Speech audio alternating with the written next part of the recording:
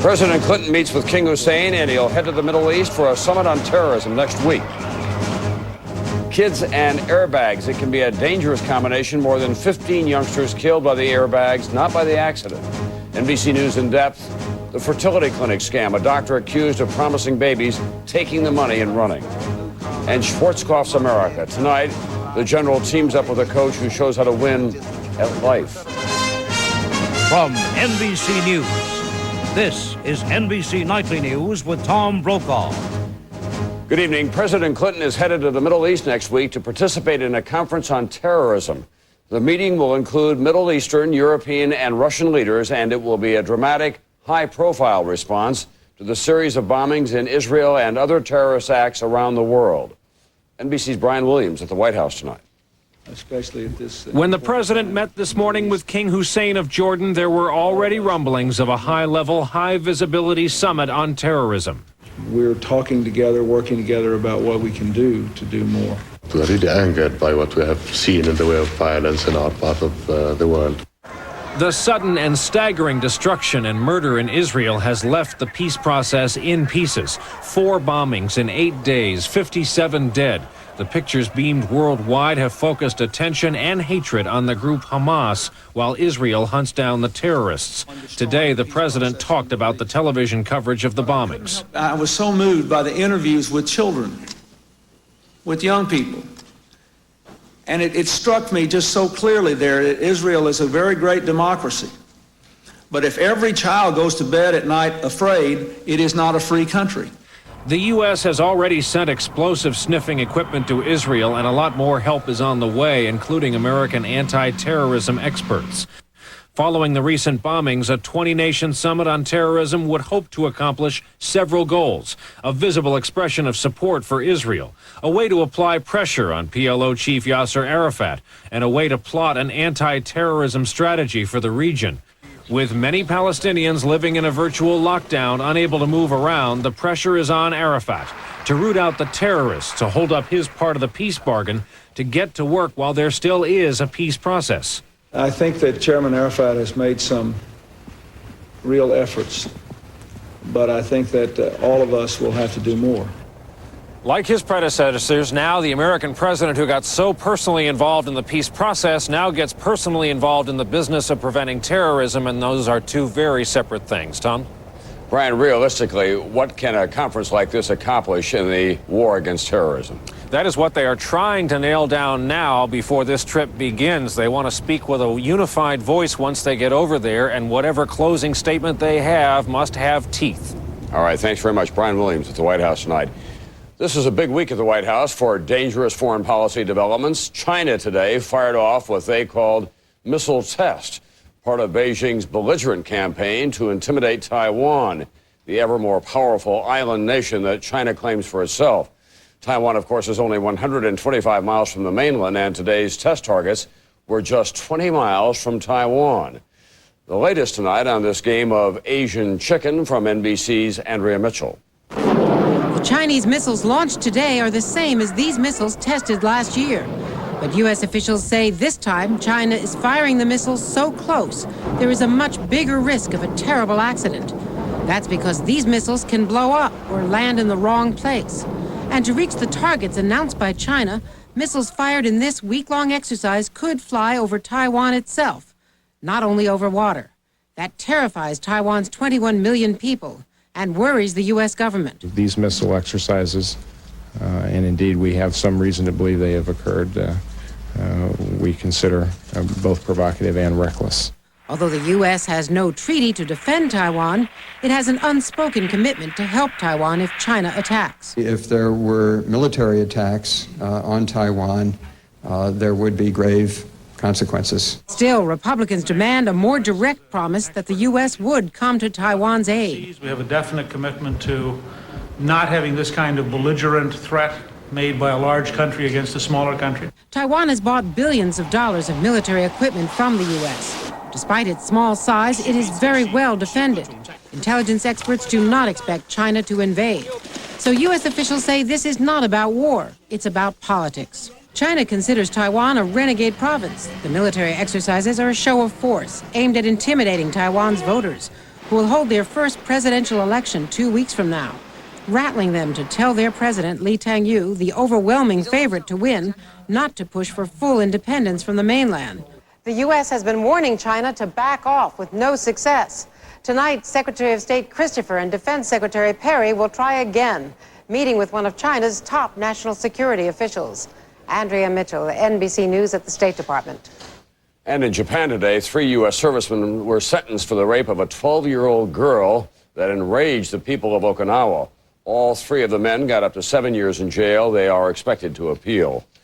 When we come back, presidential primary day in New York, a big chunk of delegates at stake, and will Bob Dole continue his winning ways? Still ahead tonight, NBC News in depth, the fertility doctor accused of stealing patients' eggs. He's on the run, but fighting back. I have never done anything intentionally wrong to hurt anyone. I have never done anything on purpose, and I never suspected that anything was going wrong. Medical miracles turned tragic. Who's telling the truth? We'll have an in-depth report. Still ahead tonight, Norman Schwarzkopf's America, looking for heroes and finding them. Some people are doing more business than ever on Fridays. The Denver deal doable, Donnie? Good.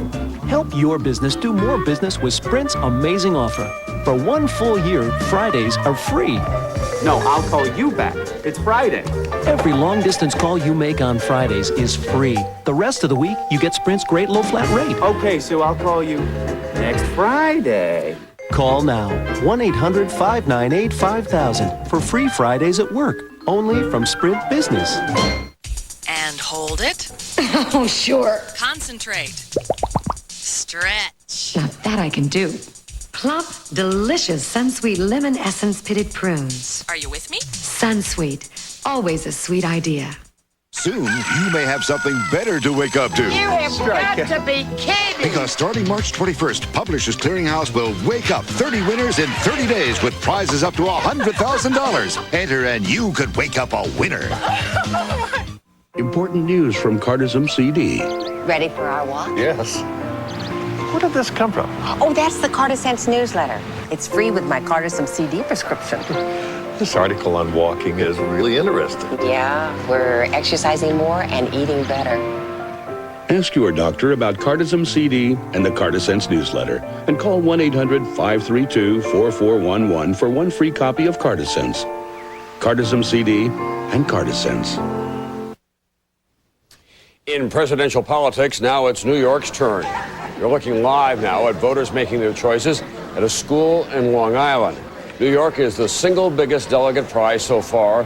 Once again, Senator Bob Dole is expected to win big. Here's NBC's David Bloom.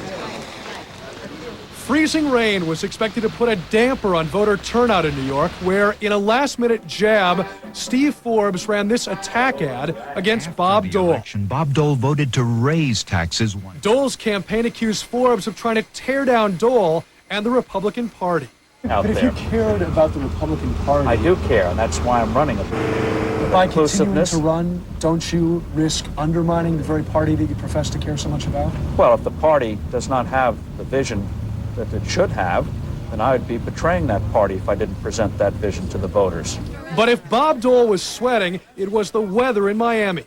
Dole, confident of claiming victory in New York, was in Florida, courting Cuban Americans. You've kept up the struggle. You haven't given up. You're still fighting for freedom and liberty. In Tennessee, Pat Buchanan made clear Republican unity will come on his terms. We go to San Diego, we break the doors open to this party, we take it over.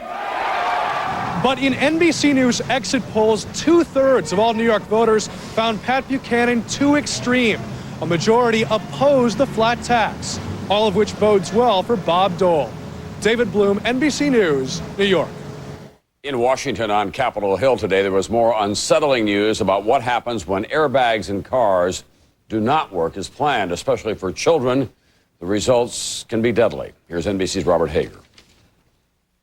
The government said problems with airbags have killed at least 35 people so far, including 15 children. And hundreds more have suffered injuries such as burns or broken bones.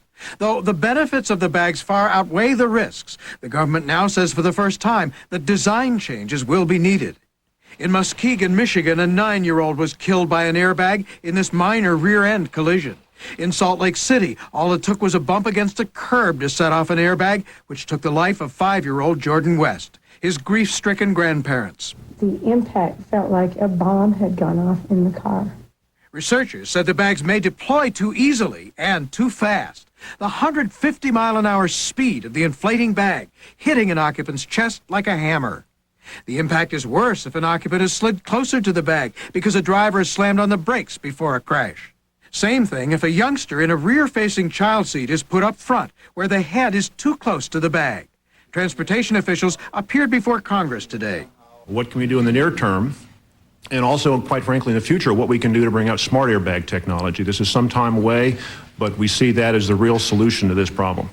The idea would be to move the airbag sensors back so they're less vulnerable to minor bumps, and slow down the inflation of the bag slightly, which officials said could be done without sacrificing safety. Government officials say the benefits of airbags far outweigh the risks. Already they've saved 1,500 lives. The hope is that with changes, they can be even more effective. Robert Hager, NBC News, Washington. On Wall Street today, the Dow was up in very heavy trading. The NASDAQ was up as well. When we come back, NBC News in depth tonight. An acclaimed fertility doctor accused of stealing his patient's eggs. Now, his side of the story. The last one's left the house. It's just the two of you now. It's time for Create a Meal. It's a great meal without a big hassle. Brown your favorite meat, lay on a hearty measure of Green Giant's fresh-tasting veggies, our delicious Create a Meal sauce, and in 20 minutes, it's dinner, the way it used to be. It's a fresh solution to dinner. Create a Meal. Ho, ho, ho. Green Giant. All right, we're going low-fat, fresh turkey, lettuce, tomato on wheat. What? No Best Foods. Now you can eat low-fat and still have great taste with Best Foods low-fat mayonnaise dressing. It tastes so delicious you won't believe it has only 1 gram of fat. What? No Best Foods? Best Foods low-fat mayonnaise dressing. Bring out the best foods and bring out the best. Crispix for me? Thank you. Elizabeth says Crispix won't get soggy in milk. We'll see. Starts off crispy. So far, you're right, Elizabeth, but still crispy. Okay, but reality will soon set in. Kellogg's Crispix cereal. Delicious corn and rice that stays crispy to the end. Last bite, gonna be mushy, soggy. Hey, it's still crispy. More Crispix, Daddy? Thanks. You're a doll. You too, Elizabeth.